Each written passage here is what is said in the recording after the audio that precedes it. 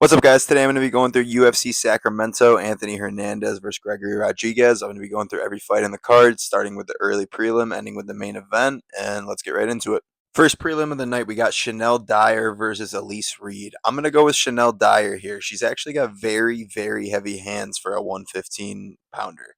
She's very dangerous on the feet. She got a first round KO in her last fight, which was her UFC debut.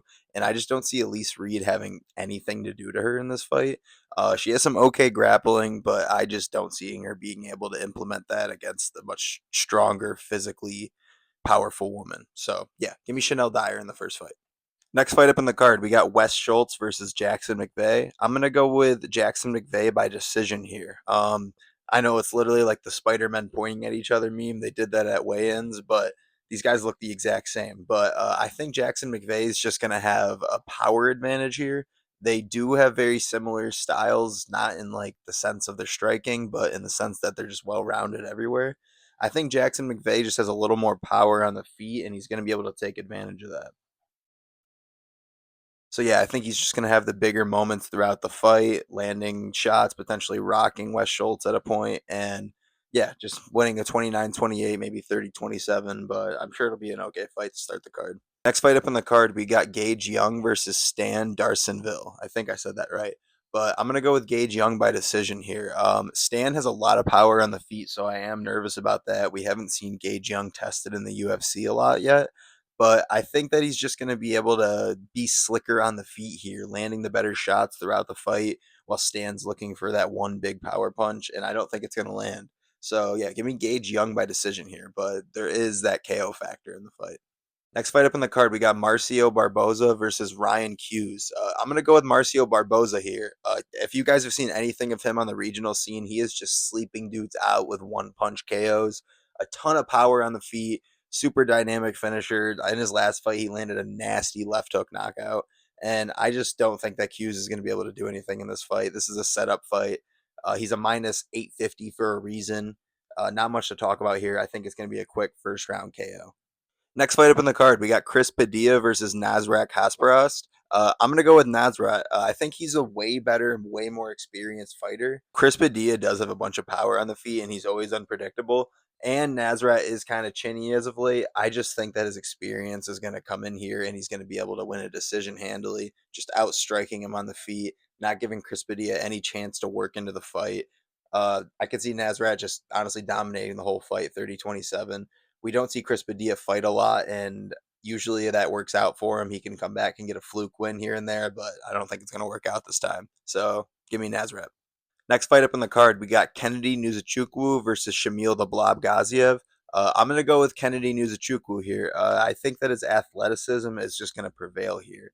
While I do want to pick Shamil and pick with my heart because the meme's funny, I think that his athleticism, Nuzachukwu's, I'm saying, not Shamil's, is just gonna make him be able to get that KO punch here. We see Shamil go to war with a lot of these other fatter dudes, and they're close fights, and sometimes he even KOs them.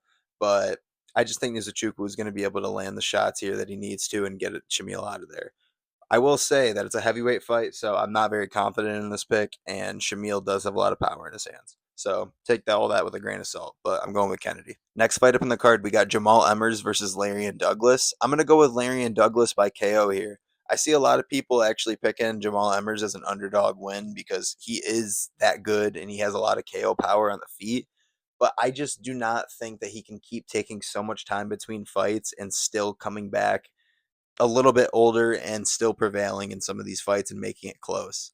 Larian Douglas has a bunch of power in the feet. He has a lot of finishes in his career. I think he has almost like 20 fights already. Bunch of KOs, bunch of submissions. I think that his finishing potential is just going to carry him here, and he's going to be able to get Jamal Emmers out of there. So give me Larian Douglas by finish here in some way. And then the main card, we're starting with Anthony Wint versus Terrence Chapman. I'm going with Anthony Witt here, obviously. If you guys saw his Contender Series fight 2 weeks ago, absolute slaughter. Like, he literally took the guy down, landed about 10 ground and pound shots, and just put him out cold. He is a former NFL player, absolute athlete, super, super heavy handed from like the little we've seen. Obviously, he can just wrestle dudes too because of his tackling ability. I think this is just a setup fight, obviously. They brought in some fat dude for him to come in and KO, have an awesome UFC debut in front of a crowd. So I think Anthony Wynn's going to make this easy. There's a bunch of bets for him for like to win under 60 seconds. I'm not touching any of those because we haven't seen him against anybody good, but I think he's going to make it look easy and get him out of there quick. Next fight up in the card, we got Carly Judice versus Jaisla Chavez. I'm going to go with Carly Judice here by decision. There's really not much to say about this fight. Both of these fighters are kind of like win two fights, lose one, somehow hanging around in the UFC. I think that Judice is just going to be able to use her grappling to win a really boring 29, 28, 30, 27 decision here, holding her up against the cage, landing those little gay pitter-patter shots. I just don't see shit happening in this fight, but give me Judice. She's a massive favorite, probably for a reason. I didn't study this fight much. I don't care. Now for a fight I do care about, Mason Jones versus Markel Medeiros. This is going to be the fight of the night. Everybody knows this. Mason Jones is finally back off of his hiatus because he takes so much damage in his fights and breaks bones that he has to take so long. But Mason Jones is finally back, and I think he's going to put on a generational performance once again here. James has an iron chin, as everybody knows, and he's been implementing his wrestling more in fights lately to gas these dudes out even worse. And he just puts such a pace on people. He's able to eat these shots because he does put himself in harm's way with the pace that he goes at. And the guy he's fighting does have a lot of power, but I just see vintage Mason Jones coming back here. So give me Mason Jones by second or third round KO. I think that he's just going to land a shot. Might not even drop him, but you'll just see the guy start to give up against the fence, start to crumble down. Mason Jones by KO. He's back. Hopefully not a bunch of bone breaks so he can come back quicker.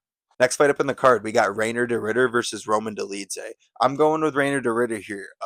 I don't know how this fight's even like a 2-1 odds. I think he's like minus 200. Rainer de Ritter is so much more well-rounded in the stand-up and all over the fight. We've seen Roman Dolidze have a good first round against Anthony Hernandez, which we'll talk about later, beating him up in that first round a little bit, but we've just never seen him really put out someone good on the feet. And we saw Rainer de Ritter go 5 rounds with Robert Whittaker. Sure, he got dropped in that, but he won the fight. And that's not even mentioning the size advantage. Rainer de Ritter's basically a 205er cutting to 185. Nobody knows how he makes it. So I just got to trust in Rainer de Ritter's finishing ability and his overall well-roundedness here to get the win over Roman Dolidze. Dolidze kind of sucks in my opinion. So yeah, going with that. Next fight up in the card, we got Sergey Spivak versus Victor Petrino. I'm going to go with Victor Petrino by KO here. I know I'm kind of giving the same reason a lot for this card, but there is a lot of these like not athletic dudes versus very athletic dudes. And I think Victor Petrino's athleticism is just going to get him the KO here.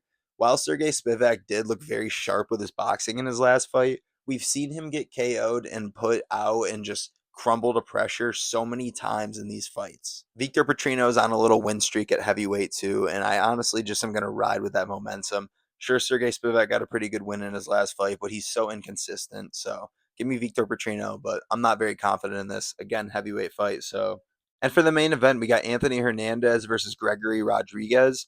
I'm actually going to go with Anthony Hernandez here. I see a bunch of people picking RoboCop this week, and I do understand why. He's very, very dangerous in that first round, which is exactly what Anthony Hernandez struggles with.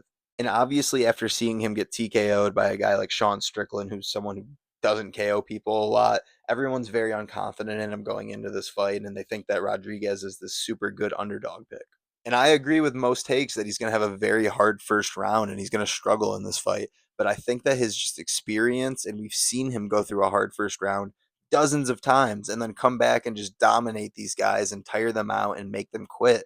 That's what I see happening here. We haven't seen Rodriguez in a 5-round fight ever. If this even touches a third and fourth round, we're going to see Hernandez absolutely drowning him with his wrestling and striking. That's exactly why my lock this week is Anthony Hernandez by finish at plus 200. I just do not see a way that this bet does not hit, especially if Anthony Hernandez gets out of that second round where there's basically 50% less power coming at him. Yeah, my pick for the main event is Anthony Hernandez by late rounds, TKO or submission. I don't know which one. We could see him grab a rear naked when RoboCop gives up his back or just pound him out, but pause. But we'll see. So, yeah, that's my pick for the fight, and I hope you guys enjoyed the video. If you did, be sure to leave a like, comment, subscribe, and that's been it. Peace.